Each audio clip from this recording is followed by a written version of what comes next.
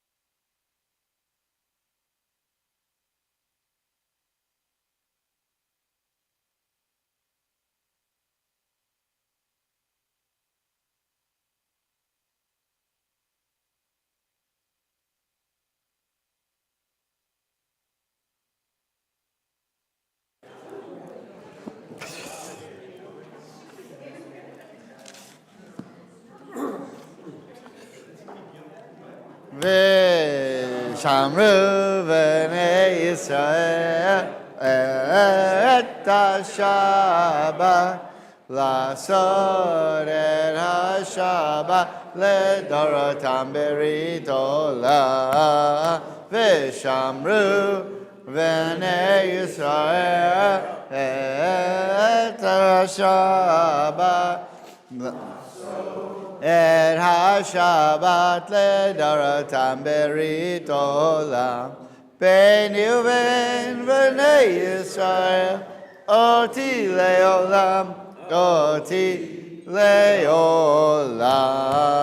ושמרו בני ישראל את השבת, לעשות את השבת לדורותם ברית עולם.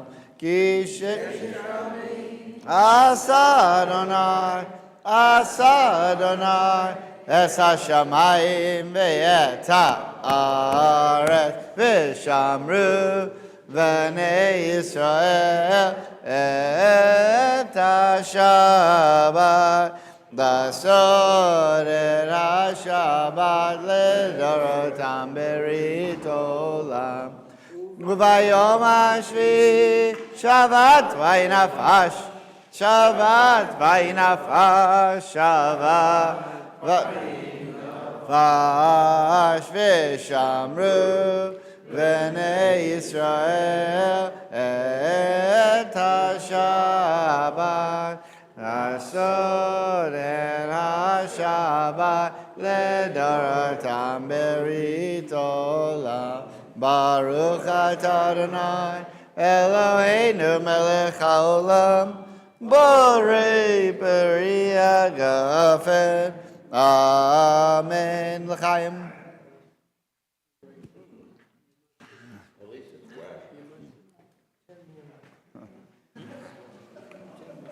Okay, Torah study blessing. Baruch atah Adonai Eloheinu melech haolam, asher kidshanu b'mitzvotav v'tzivanu la'asok v'direi. Amen. Okay, this is a Chazak Torah portion because we're finishing the book of Genesis. Vayechi is the Torah portion, and after we're done reading it later today, we say Chazak, chazak, v'nitchazek. Be strong, and may we be strengthened as we move on next week to the book of Exodus. So, at the end of Genesis, before Jacob dies, which we'll look at in a moment, he offers a blessing or words to each of the tribes. There are a few tribes maybe don't deserve a blessing because of their sins and so forth. So, one of the things that we have a question about is, why do I have to be, if I come from this tribe, why do I have to be that? So, if you're from Naphtali, then the land of Israel you're going to get is the Sea of Galilee, and you're doomed for life to be a fisherman. That would have been very disappointing to me. Or a Bennett. Yeah. What? Or a Bennett. A Bennett? Bennett. Oh, Naphtali Bennett. Okay, not bad. Not bad. But Naphtali Bennett is from the tribe of Judah, most likely. Because the tribe of Naphtali doesn't exist anymore. They were one of the 10 lost tribes.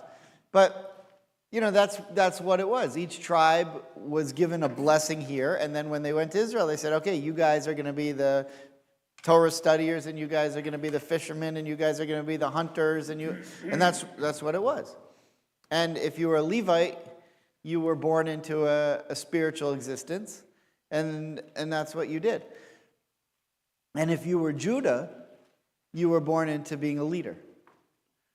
But what if you were born into being a leader and you're not a good leader? Now, this might sound, if you think of world history, has there ever been a king whose son then became king and whose son wasn't a very good king? Like most of them, right? But if you were from Judah, you became a king. Now, there's a lot of weird stuff going on here. And the question is, why is it, as we're going to see in a moment, that Judah becomes the king? And one of the things we'll see in some of the commentaries is there are things that Judah did in his life that you might say, okay, because of that he's the king.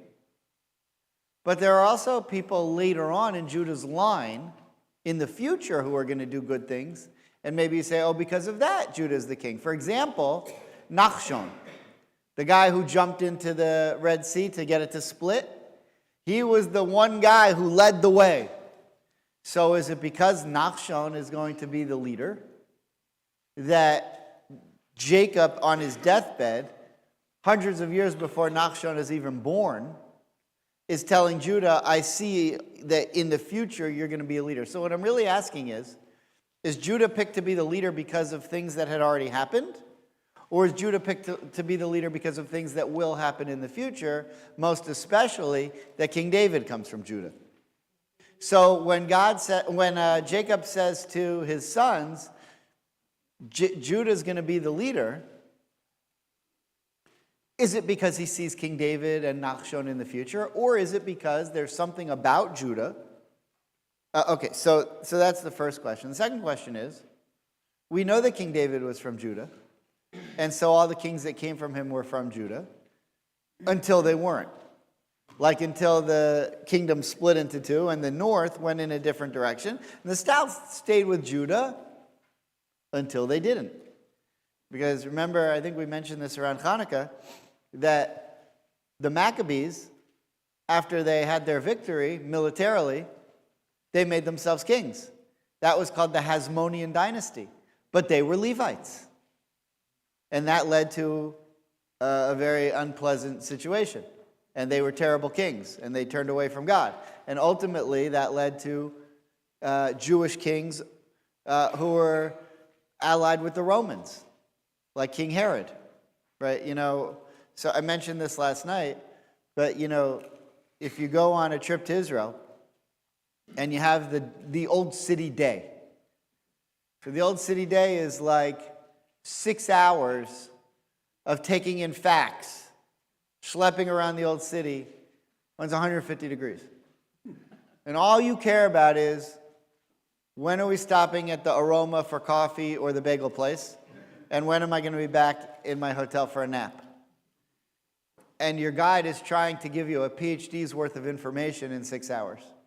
Well, one of the things that he would say to you is, this is built by King Herod. And so one thing you should ask is, King Herod lived before the temple was destroyed. Who's King Herod? He's part Jewish, but he's part Roman, but he hates the Jews and he loves the Romans. How did such a person become king of the Jews? So what happened was the Jews got away from that idea that you had to be from Judah. And that's what ultimately led to our destruction. One other point. The first king is Saul. And when Samuel himself appointed the king, he appointed Saul, who's from the tribe of Benjamin, not from the tribe of Judah. So they said, that didn't work so well. So now let's go with Judah, and that's when they called David. But there's in Genesis this idea, maybe from the very beginning of Genesis, but it's definitely summed up here at the end, which we'll look at in a second. We have a few minutes left. Who's going to be the leader of the Jewish people going forward? And that's one of the main questions of Genesis, is who's going to be the leader? And I'm going to show that to you more explicitly now. So we want to start chapter 49, verse 1 of Genesis, chapter 49. Anyone have a page and plow? 308. Picked the wrong king. I think we have it just where we want it. 308. 308. Here, I'm going to turn mine off.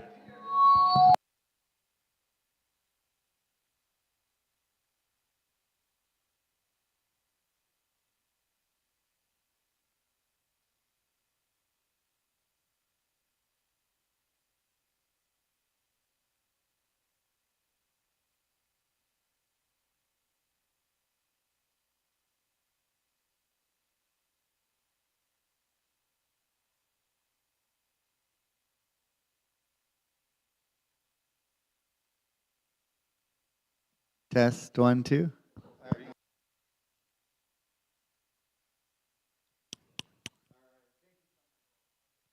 right, let's give it a shot. First one. Jacob then summoned his sons, saying, Gather round that I may tell you what shall befall you in the days to come. Assemble and hearken, O sons of Jacob. Hearken to Israel your father. Reuben, my firstborn, you are my strength and first fruit of my vigor, excessive in exalting yourself, excessive in strength. Licentious one, boil up like water no more. Oh, you mounted your father's bed, then defiled my couch. He mounted my couch. Simeon and Levi are partners. Instruments of violence are their plan. Okay, so we've had three. Jacob's going in order of his sons. First son he had with Leah, first son he had, period, was Reuven. Second one, Shimon. Third one, Levi. Fourth one, Judah. And what he's basically saying is, okay, who's going to be the leader? Reuben? Well, you slept with my maidservant Bilhah, so you're out. Shimon and Levi, you, after Dinah was raped, you killed the whole city. You're murderers. You're out. Judah, I guess you're up. And that's how Judah became king. So that's what we have so far. It's a different translation here in the stone. Okay. Talking about that the descendants from Judah will not only be leaders, but they'll also be scholars. And that until Shiloh, which is referencing the Messiah. Oh, very good, very good. Did we get to Judah yet? No. Okay. Well, let's go. Good preview. Good preview. Okay. Verse 8. Is that where we got to? Yeah. Or 7? 6. Sorry. Okay. Let's go back to 6. Let me not enter their council, nor let my being join their assembly, for they killed a man in their wrath, and in their whim hamstrung an ox. Cursed is the wrath of so fierce, and their fury so harsh. I will disperse them in Jacob, scatter them in Israel. You, Judah, your brothers shall heap praise on you, your hand on the neck of your foes. Your father's son shall bow down to you. Judah is a lion's cub. You flourish my son from the prey. He kneels, crouches like a lion, like a lioness. Who dares stir him up?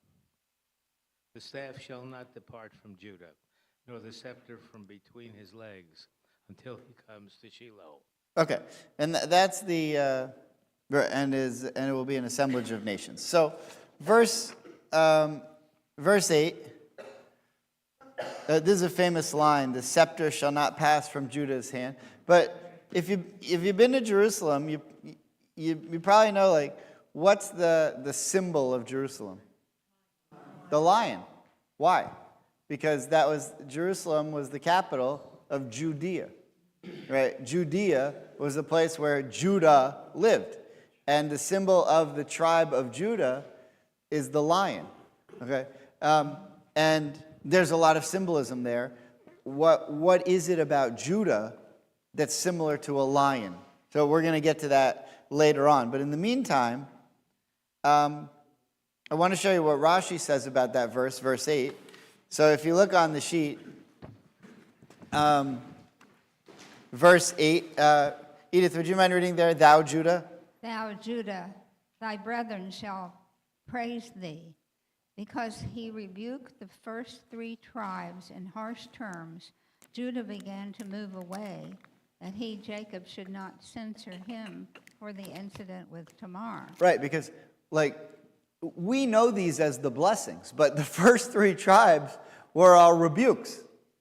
And Judah had that whole incident with Tamar. Do you remember how Judah saves face in that incident? What does Judah do that, he doesn't really get judged so harshly for it? He admits that Tamar was right.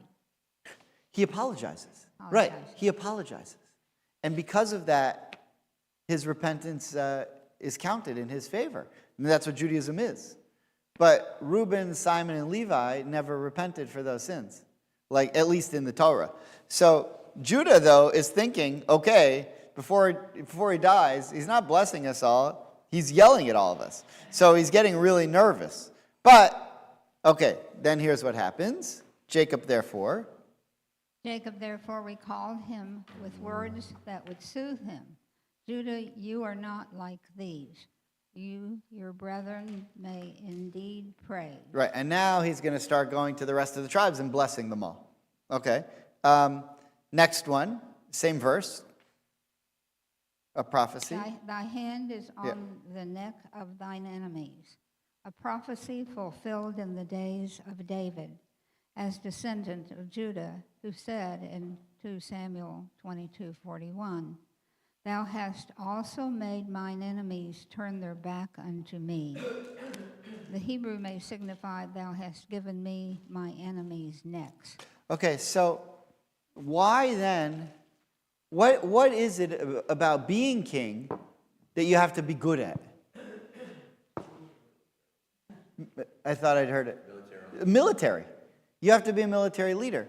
You have to be able to defeat your enemies. But that's not Judah. Judah wasn't the one who went out with Simon and Levi and, attacked Shechem. So what Jacob, according to this thing, according to Rashi here, what you're really saying is, God is saying to Judah, it's not so much that you did anything, it's that David's going to come from you. And I see that David's going to come from you, so here's the blessing. Whereas he said to Naphtali, just looking at you, I could tell your descendants are going to love fish. So take the Sea of Galilee, And that's why some people are born in, Maine and Alaska and whatever, and they're born to be fishermen. Thank God, wasn't me. I guess they would have needed a rabbi too. Okay, now, has anyone ever heard of the Tosefta? What's the Tosefta? The Tosefta is a Hebrew word that means additions. This is very interesting. When the rabbis got together to write the Talmud, they, especially the Mishnah, when they got together to write the Mishnah, the early part of the Talmud, they got together and they said, everything that we can agree upon that God said to Moses, we're going to write down. And there were lots of things that over 1,500 years, by the time that Moses got the Torah on Mount Sinai to the time that the Jews were kicked out of Israel by Rome, a lot of time passed and things got lost and things were confused and they argued about stuff. So all the stuff that they agreed on, they put in the Mishnah. But the stuff that they couldn't agree upon, they left out. And they wanted the Mishnah to be, so they admitted that the Mishnah is not exactly what God said to Moses on Mount Sinai with regard to the oral law. Some things we don't agree upon anymore, so we left that out. But those things that they left out, they put into another corpus of literature called Tosefta. And so it's the same, it's coming from the same rabbis who wrote the Mishnah, but it's maybe debatable. But it's still, nevertheless, an interesting source of information.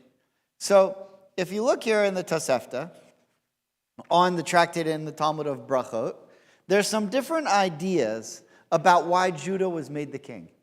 By the way, when I tell you at the end why Judah was made the king, and you compare that to what's going on today, you're going to be amazed. You're going to be amazed. So I know, in other words, I know this part's boring, but wait till the end. It's going to be really cool. All right. But it's not that boring. Let's look at what, Judy, would you mind reading the first Tosefta where it says, then he, i.e. Rabbi Tarfon, who you may remember, Rabbi Tarfon, from the Passover Seder. He's in the Haggadah. Then he, that is Rabbi Tarfon, said to them, i.e. to his students, I will ask you another question. He said to them, they said to him, teach us, our master. He said to them, why did the tribe of Yehudah merit the kingship of Israel? They said to him, because Yehudah admitted that he impregnated Tamar. It happened once with 4 elders. They had been sitting in the gatehouse of Rabbi Yehoshua.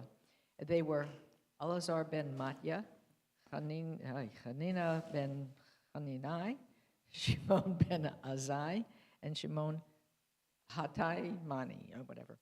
And they were involved in discussing what Rabbi Tarfon taught to them. Why did the tribe of Yehuda merit the kingship of Israel? Because Yehuda admitted that he impregnated Tamar. They have added another source to that explanation on their own. It says in the book of Eov that which the wise related from their fathers and did not withhold. To them alone the earth is given. He, that is Rabbi Tarfon, said to them, i.e. to the four elders, do you give reward for a transgression? But rather, what is the real reason why the tribe of Yehuda merit the kingship of Israel? The four elders said back to Rabbi Tarfon, because he, Yehuda, saved his brother, that is Joseph, from death. As it is said, Yehuda said to his brothers, what benefit will we have if we kill our brother? Okay, so in the first, what do these two reasons why Judah becomes king have in common? In the first section, it's because he admitted that what he did with Tamar and he apologized and repented. Okay, fine. In the second one, the rabbis say, well, wait a minute. Fine that he repented, but you're going to reward him because he committed a sin? I'll go kill someone, repent, and then I'll be king. No, you can't do that. What are you talking about? But what's different than what Rashi said? Rashi gave us the idea that the reason that Judah becomes king is because of something that's going to happen in the future. David's going to come from you. And he's going to be a great military leader. But the Tosefta says, I don't think so. You're going to become the leader because of a couple of things that Judah did. And the one thing that Judah did, okay, it's great that he repented, that's fine, but they were going to kill the brother. They were going to kill Joseph, and Judah was the one who says, no, let's sell him, because he wanted to save his life, and that was the only way that he could save his life. Okay, so those are the two reasons so far. You don't have to buy them. It's just an idea, because we have to try to figure out, there's a lot riding on this. Why is it that Judah becomes king? And let's say it a different way. Who's Jacob's favorite son? Joseph. So if Joseph is the favorite son, why isn't he the king? Now we know why the Reuben, who is the firstborn, is not the king, because of his sins. And we know what happened to Simon and Levi, and okay, Judah's next, so fine. But it must have earned it in some way. If the other three lost it in some way, he must have had to earn it in some way. So now the question is, was it because of something in the past or something in the future, or both? Those are our choices. Okay, there's one more Tosefta, but rather, what is the real reason? But rather, what is the real reason why the tribe of Yehuda merit the kingship of Israel? They said to him, teach us, our master. And he said to them, the reason the tribe of Yehuda merited the kingship of Israel is because they sanctified God's name on the sea. When all of the tribes came and stood by the sea, this one said, I will go down into the water first. And this one said, I will go down to the water first. Into the water first. The tribe of Yehuda jumped up and went in first and sanctified God's name by doing so.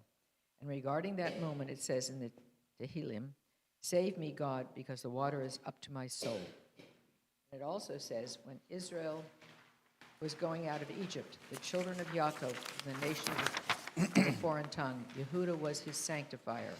Since Yehuda sanctified God's name on the sea, therefore Israel his subjects. Okay, so, and then we talked about this is Nachshon. So you actually have two reasons in the Tosefta why it's because of something Judah did. One, he repented after the incident with Tamar, and two, he saved Joseph.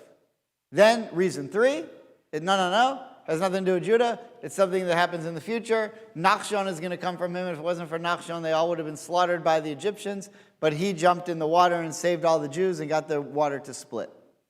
Okay, that's what we have so far. Now, there are really, in Judaism, 3 leadership roles. Right? There's senior rabbi. No, there's the firstborn, which is called Bechori, my firstborn. There's the priesthood, and there's the kingship. And it was never allowed, well, let's say, who were supposed to be the priests, ideally? Levi. No, ideally. The firstborn. However, the firstborn of all the tribes participated in the golden calf and the sin of the spies, with the exception of one tribe, the Levites. And it was at that moment that the Levites replaced the firstborn as the helpers of the priests. So now there are really only two areas of leadership. It was supposed to be the firstborn. They were replaced by the Levites to do the religious stuff. The priests, who are Levites, because they come from Aaron, who was a Levite, and the kings. So now let's say it one more time. There are supposed to be the priests, the kings, and the firstborns. Think about the three matzahs we have at our Seder plate. We break the middle one and hide it for the Afikomen. The top one represents the Kohanim, the priests. The middle one represents the Levites, and the bottom one represents the Israelites, just the regular people. So the Israelites are just everyone else. The top two are leadership, the priests and the Levites. And the kings come from Israel, because that's where Judah's from. But, no, you're not, look. I mean, you have to sort of, in some ways, feel bad for them. Exactly. So why do you have to have, the firstborn belongs to God. And why did that come about? Because they were saved in the 10th plague. A miracle happened for them with the lamb's blood on the door, and they were saved. And at that moment, they became sanctified because a miracle happened for them. And God said, you're going to be my firstborn. You're going to be the helpers of the priests. In order to be a priest, you have to come from Aaron. That was Aaron's reward for everything that he did. But no longer is there a firstborn. So now, what we're trying to figure out is, what does it take to be a leader of Israel? Well, to be a king, you have to come from Judah. To be a priest, you have to come from Aaron. And to be a Levite, you have to be a Levite. And the firstborn idea sort of goes out the wayside.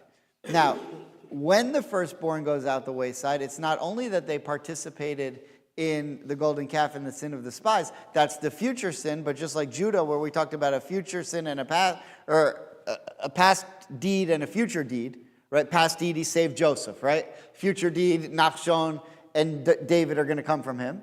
With Reuben also, why is the firstborn lost? Because they participated with the golden calf and the sin of spies, but also because Reuben slept with Bilhah. That's a lot of information, but did you catch that? Yeah. Okay, so look at the book of Chronicles. This is the end of the Bible. Mentions what happens with Reuben. So if you see, Ken, would you mind reading 1 Chronicles chapter 5, verses 1 and 2? The sons of Reuben, the firstborn of Israel. He was the firstborn, but when he defiled his father's bed, his birthright was given to the sons of Joseph, son of Israel. So he is not reckoned as firstborn in the genealogy. So Judah became more powerful than his brothers, and a leader came from him, yet the birthright belonged to Joseph. Okay. Judah became more powerful than his brothers, and a leader came from him, yet the birthright belonged to Joseph. What does that mean? Now, there's a story later on in our Torah portion where Jacob's about to die, and he says to Joseph, bring your two sons before me. Remember that? Let's see if we can find it. I don't remember exactly what verse it is. I wish I was an evangelical preacher. Then I would know the Tanakh by heart. Anyone know where that is? With Ephraim and Manasseh? Wait, what verse? Chapter 48. Oh, we passed it. What verse, though? Oh, here it is, 17. 48:17. Anyone have it? Edith has it. Okay. Can you read verse 17? When Joseph saw that his father had placed his right hand on Ephraim's head, it seemed wrong to him, so he took hold of his father's hand to move it from Ephraim's head. So what happened is Ephraim and Manasseh come before him, and Ephraim is supposed to get the good blessing. The right hand's the good blessing. But Jacob goes like this and gives the good blessing to the younger son. And Joseph says, what are you doing? You're not giving the good blessing to the older son? Okay, that's what we have so far. Moved it from Ephraim's head onto the head of Manasseh. Joseph said to his father, not that way, father. This is the firstborn. Put your right hand on his head. But his father refused, saying, I know, my son, I know. He too shall become a people, and he too shall be great. Yet his younger brother shall be greater than he, and his seed shall become a multitude of nations. So he blessed them that day, saying, by you shall the people of Israel give their blessing, saying, may God make you like Ephraim and Manasseh. And he put Ephraim ahead of Manasseh. Okay. So what is this whole story? And you know later on, the 12 tribes become the 13 tribes because Joseph is split into two, Ephraim and Manasseh. So Joseph says to his father, this is the firstborn, but his father refused, and he says, I know. But what just happened here, what just happened here is that Jacob transferred the gift of the firstborn from Reuben to Joseph. That's what this is all about. And he's saying, you, Joseph, are not a firstborn. So I can't really make you the firstborn. But I can make your sons firstborns. And even though the younger one is getting the worst blessing, they're both getting a blessing.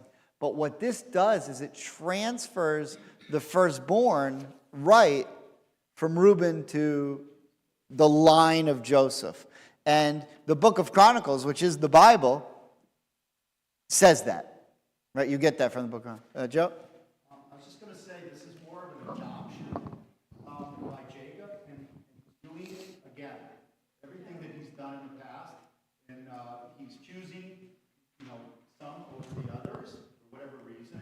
There were some, obviously, some transgressions. Right. But at the end of the day, Jacob really hasn't changed. And what we're going to see now is from him choosing one over the other, you're going to have the same chaos you've had from the very beginning. Yeah. So look, when you have a lot of sons, you have to make a lot of choices. If you only had two sons, it'd be very easy to say, look, you're going to be the priest and you're going to be the king. Right? That's why I had two kids. Yeah, right. That and college are the reason that I had two kids. No. Okay, look what Rashi says on this verse. Who has? Joe, would you mind reading the Rashi on Chronicles 5:2? And on the one appointed as prince was to be from him the kingship and emanated from him, and for this reason the king is called Nagid. Nagid, which means like a leader. Yeah, since he is the one who leads the people out and brings them. In the Aramaic root, Nagid means to pull or lead. And the birthright and the throne were taken from Reuben, and the throne was given to Judah, as it is written, because Judah prevailed over his brothers. But the share of the birthright was given to Yosef for his two sons. Okay, and now we're setting the scene for a showdown between Joseph and Judah. Because we have here a tension. The tension is that Judah seems to be the king, and that everything's going to come from, the scepter shall never be removed from his hand, which we had in chapter 49, verse 8. But we're also saying, well, wait a minute. If the king was supposed to be the firstborn, and you're now making Joseph the firstborn, what are you saying? Are you saying that either Joseph or Judah can become king? Or is there another plan for Joseph? And if you say, well, it's to be the religious leader, it's not, because he's not a Levite. And he's not a Kohen. And so what's the question? What is the future of Joseph? By the way, we did talk about this several weeks ago when we talked about the two different types of Mashiach. There's what's called the Mashiach ben David, the Messiah of David. and the Mashiach ben Yosef, the Messiah of Yosef. And the first one, if you remember, I brought the unbelievable eulogy that Rav Kook wrote for Theodor Herzl. When Rav Kook, as an ultra-Orthodox rabbi, was saying, Israel was basically founded by a secular Jew. He said, yeah, that's the Mashiach of Yehuda, of Judah. That's more sort of like industrial, not really a religious thing. But the final Mashiach, when the Holy Temple comes, the religious one, that's the Messiah of Joseph. We haven't gotten there yet. So Judah, they're the ones who clear the way, drain the swamps, build the highways. Joseph will come in and bring the Holy Temple and reinstitute prophecy and all that stuff. So we see that even in eternity, there's a difference of role of leadership between Judah and Joseph. But what I'm trying to figure out is not what's going to be the role. And so we talked about that, and it's really interesting and important. But what I'm trying to figure out is who became, when Israel built the Holy Temple and we actually had kings, how do you decide who it's going to be from? Okay, now we're starting to get to the really good stuff. We've built up enough of... if you look in this Forno, 16th century Italy, right in the middle of the page there, it says, you are the one... This is talking about the scepter shall never be removed from Judah. And the Sforno says, you're the one who is fit to fill the position of royalty. The reason is that you are not stained with the fatal flaws which would disqualify you from becoming king. So the Sforno's opinion really is that, well, I tried with Reuben, but he slept with my handmaiden. I tried Simon and Levi, but other than that one genocide thing, and that didn't go so well. And now Judah, he also has problems, but at least he said he was sorry. Okay, so that's what the Sforno says. Now, here's my question. And this, I think, is really very fascinating. Even after all of this, even after everything we learn about, it could be Judah or it could be Joseph. When Saul comes to appoint a king, when Samuel comes to appoint a king, he appoints Saul, who's from the tribe of Benjamin, like the smallest, weakest tribe. Nobody's ever even mentioned him. How could he possibly have picked Saul? Now, what happened to Saul? What kind of king was he? Not very good. So, okay. Terrible, one way to say it. That's just how we're used to describing politicians these days. But Saul did some good things. Saul believed in Torah. Saul worshiped God. Most of the other kings were worshiping idols, were tearing up the Torah, were sacrificing non-kosher animals in the Holy Temple. But Saul had one fatal mistake. What was his fatal mistake that caused him to lose his job? No, that was his jealousy, and, if someone would write a psychological makeup of Saul, it would be pretty unbelievable. One of the commands of the Jews when they get to the land of Israel, there are a couple. One is to build the Holy Temple, but two is to wipe out Amalek.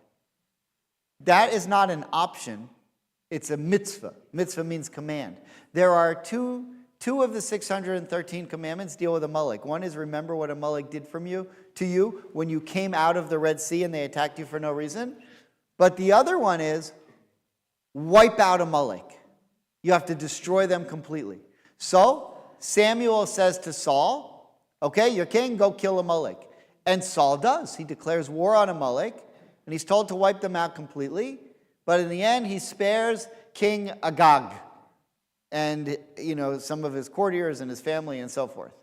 Now, Agag was the king of Amalek. Later on, we see who's an Agagite? Haman. Haman comes from this line. Saul had a chance to wipe out the eternal source of anti-Semitism and enemies of the Jewish people, and he didn't do it. So listen to this. There are plenty of other kings. Most of them are terrible, If you read through the books of Samuel and the books of Kings, they're worshiping idols, they're tearing up the Torah, they're not, they're doing all the stuff that God tells them not to do, but none of them lose their job. Some of them, like Iranian scientists, come to untimely endings. But none of them lose their jobs. Meanwhile, Saul, who worshiped God his whole life, loses his job while he's still alive. Why? Because he spared Amalek. And we ask the question, because he showed compassion, he loses his job? And then we see he didn't have what he just didn't have what it took to be the king. In comes King David, and he's now from the tribe of Judah. So that's what we have so far. Okay? Okay, so perhaps we understand. So if you look, the next source on the sheet, 1 Samuel 16:1.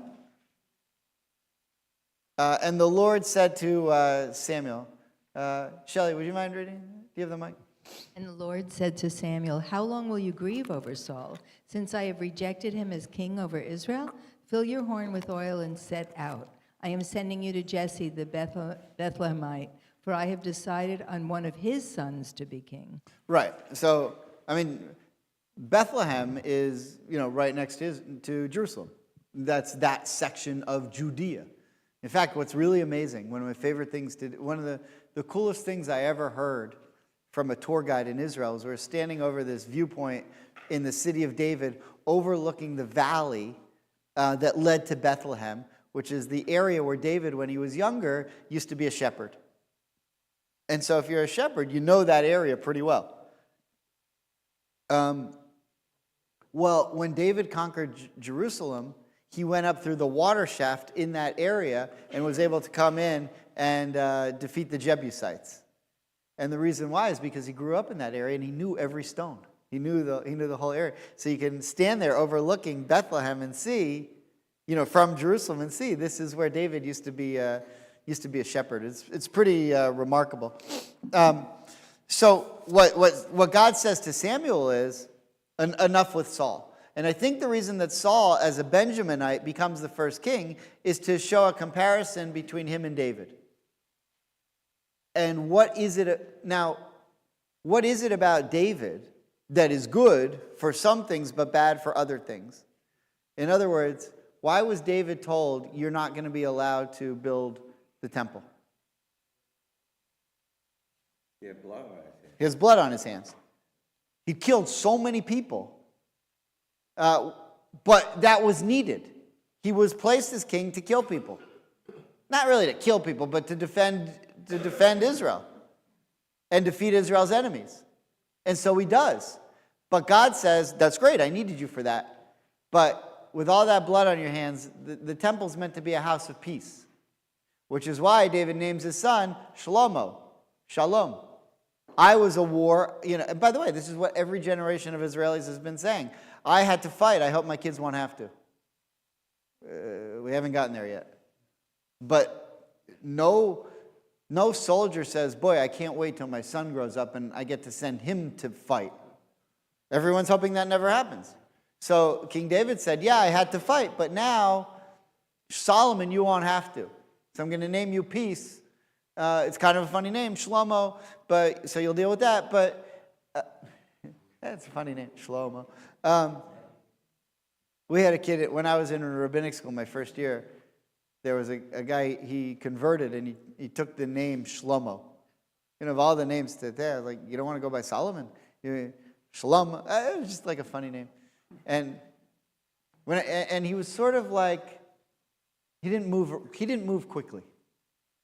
And he would do things slow, and I would say, he's doing it in Shlomo.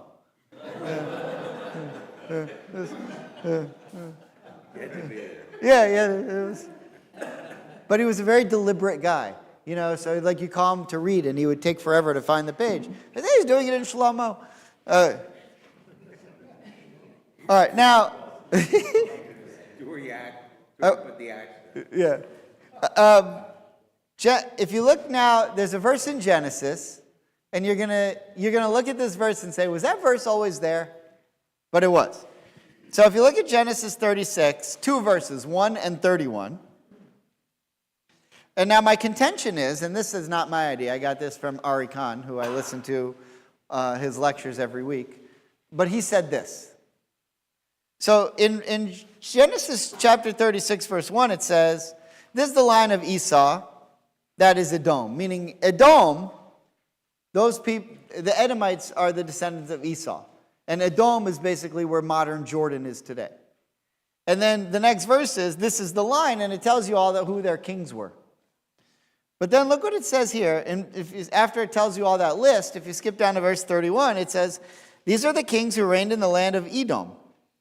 Okay, so Edom, the Edomites had all these kings. And this was their line.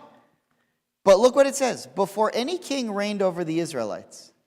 Which means that at this point, by chapter 36, which is pretty far on in Genesis, we haven't decided who the kings are going to be of Israel. In fact, don't you remember? We're not supposed to have kings. Right?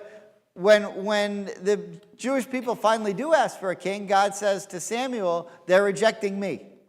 They weren't supposed to have a king. They're just supposed to have prophets. That's way, way later in the future. We weren't supposed to have a king. But actually, Genesis 36 says, you know what?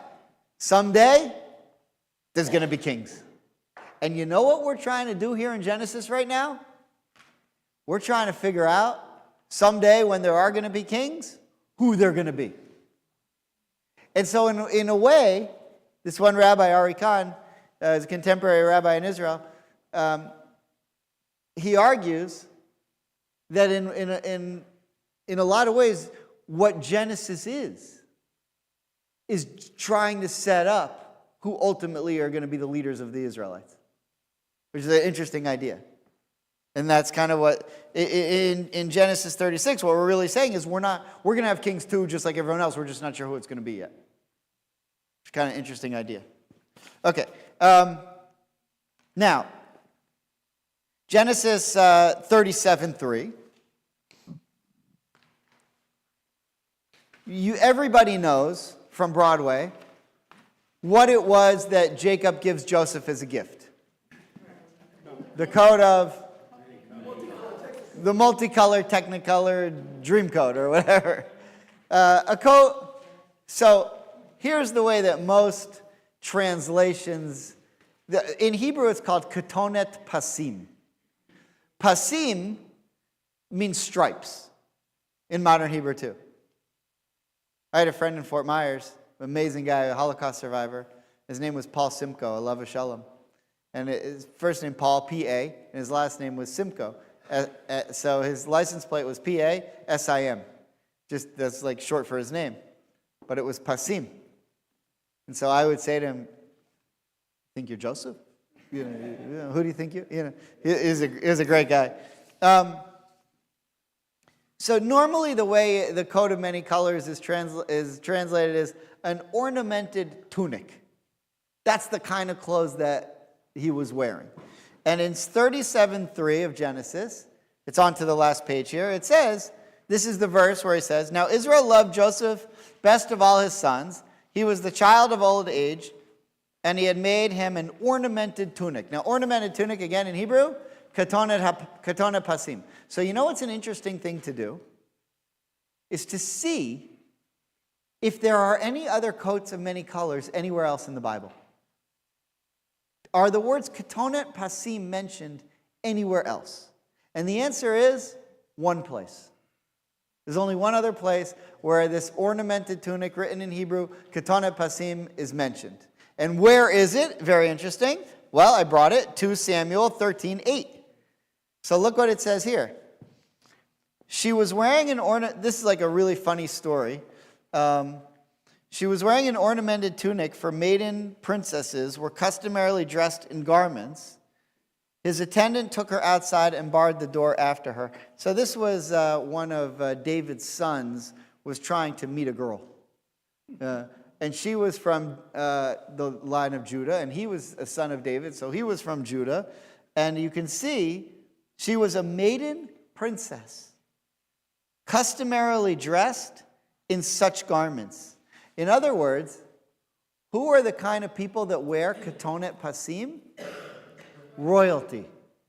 And who did Jacob give the royalty gift to? Joseph. In essence, Joseph was supposed to be king. And that's the point of the coat of many colors. He could have given him a watch, or he could have given him a new driver. I mean, there are a lot of things he could have given him. He could have given one of those, chairs you sit in that massage your back. I mean, there were a lot of options. But he went to Brookstone and, I'm going to go with the coat of many colors. Okay, so my point is, why specifically did he choose the coat of many colors? Is because that is garb that royalty wear. And the leading horse in the race so far to be king is Joseph.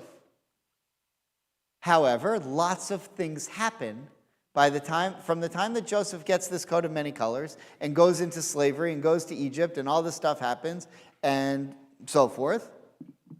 And by the end of Jacob's life, he changes his mind.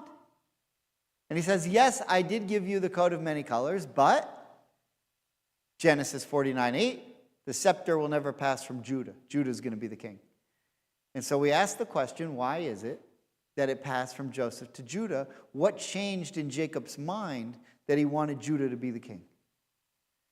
And there's an amazing idea of the Alshich, another medieval commentator, on that I think brings the answer. By the way, just to give us some color on what happened in 1318, Steinsaltz there says, but this is, and there's this woman, Tamar, and Amnon is trying to seduce her.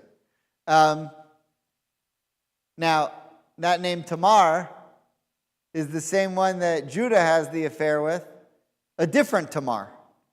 But what we see here is there's someone from Judah and someone named Tamar in the Torah. And now here, later on in the book of Samuel, when we're talking about kings, there's someone named Judah and a different woman named Tamar. Now, you could answer, well, there were only so many female names back then. They didn't have yet, like Genevieve and Olivia and, whatever Jewish kids name today. But, all right. Sure.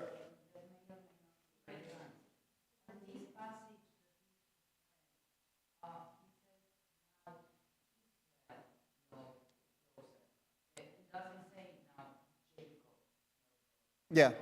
We had discussed before the difference, but one that have to do with Israel or more than Jacob himself. Yeah, I think it says Israel when it's talking about something that's going to affect the whole nation.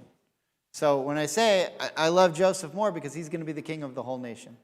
If it's something more personal or conversation with God, it's usually Jacob. But if it's something that's involving everybody, it usually uses the term Israel. Is there anything to the fact that the code is described as being made princesses? So there may be, but I think, issue. yeah, I mean, it's an interesting point. I haven't looked into that or thought about that. The only thing that I'm trying to point out is that this is the only other place that term is ketonet pasim is found in the rest of the whole Bible. And it just so happens to be in a place where there's also someone from Judah and a woman named Tamar. And having to do with the intrigue of the royal house. I don't really know what to make of why it's worn now by females and not males. I thought about that, but I don't necessarily know what to make of it. But there might be something in that there's something about Joseph there's something about Judah that he has that Joseph doesn't. And it might be a sense of masculinity. You'll see more when I give the final answer. But I could see actually now how that might fit, which is very interesting. I just want to show you what Steinsaltz says, and then I'll finish it off with the Alshich and hopefully show you something. When Tamar had come to Amnon, there was an embroidered tunic, a tunic of embroidered stripes of many colors, or of strips of clothes sewn together, beautiful and special, similar to that given by Jacob to his beloved son Joseph upon her other garments, for so would the king's virgin daughters wear robes. They would wear these robes over the other clothing as a sign of honor and an indication of their elevated status. His servant took her out and locked the door behind her. So, and if you want to look in chapter 13 of 2 Samuel, you can read the whole story there of what happens. But Rabbi Steinsaltz is making the same connection in that ketonet pasim, this ornamented tunic, is a symbol of royalty. Now, ultimately, though, we see, and this is to give the final answer here, why is it that in the beginning, in chapter 36 of Genesis, it looks like Joseph's going to be the king, but in chapter 49, by the time Jacob's about to die, he takes it away from Joseph and gives it to Judah. And when we think about, in order to get to that, let me just remind you the difference between Saul and David. Saul was forgiving. Saul didn't take out Amalek when he had the chance.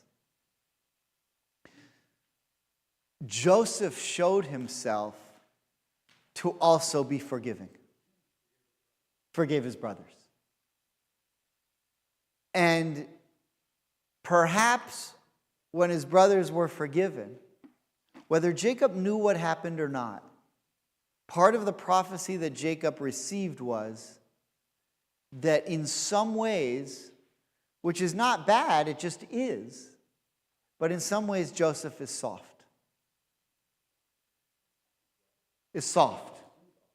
Is forgiving, which is a wonderful trait. Unless you're the king and God tells you, go kill all those people, like Saul, and Saul didn't, and Saul loses his kingship. And so what Jacob might have received a prophecy from God is, yes, Joseph is the leader, but it's going to be for other things. It's going to be more of a religious kind of thing, because he doesn't really have the stomach to kill when needs to kill. And sometimes, unfortunately, your kings need to kill. And so if you look at the Alshich on Genesis 49:8, look what it says. He gives the answer. This is because Yehuda had the attribute of the creator. As our sages said, that he was red, which means he could get angry at the nations and merciful to Israel. And if you think about it, we like to think of our Israeli brothers and sisters as nice Jewish boys and girls. But the truth is, there's one thing they know. If they want to survive and stay in the land of Israel, they're going to have to kill their enemies. And there has to be a leader who's willing to say, bomb that area. Kill those people. And sometimes the people that we put as the leaders of Israel have some qualities that are 100% necessary, but not the most admirable. And David was a killer. Now, I mean, it was justified. It was war. He was killing the enemies of the Jewish people who were coming to kill the Jews. But when Saul had a chance to do it, he was more like Joseph. And at the end of Jacob's life, he realized when the Jews go back to Israel, the king isn't necessarily going to be the most righteous one. That's Joseph. I thought that's what we needed for a leader. So I gave him the coat of many colors and said, you're going to be royalty. You'll rule over your brothers. But what I now realize is, it's not just ruling over your brothers, it's ruling over your enemies. And if you don't have the koach, if you don't have the strength to protect the Jews in the most difficult situations, which means kill the enemy, then the Jews are doomed. That's why I took away from Saul and gave it to David, who's Judah, which is ultimately how the kings came from the line of Judah. Okay, Shabbat Shalom.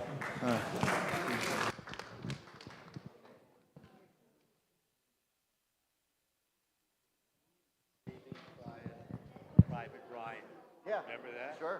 So this Nazi was shooting a bunch of people. He's singing, "Oh, I'm American." They spare him. And then he comes back later. Later he comes and he kills one of their guys. Yeah. They get him in the end. I think. Yeah, but But they before debate that, about he it. ends up killing this guy who, couldn't fight back with the knife and everything. 100%. 100%. You would appreciate it because I know you're into film. Unfortunately, it's sometimes kill or be killed. Yeah. And when you have really bad enemies, you can't make peace. So, unfortunately. So, Shabbat shalom. all right. Thank you. Good Shabbos.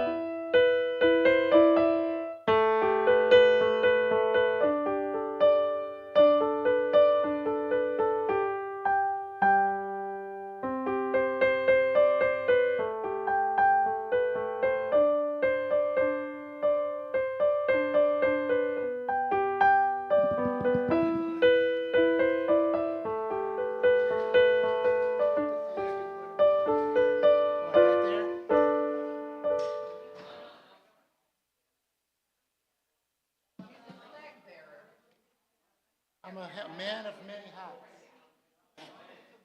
Okay. Okay, Bubby, go ahead and play again. Play again, my love.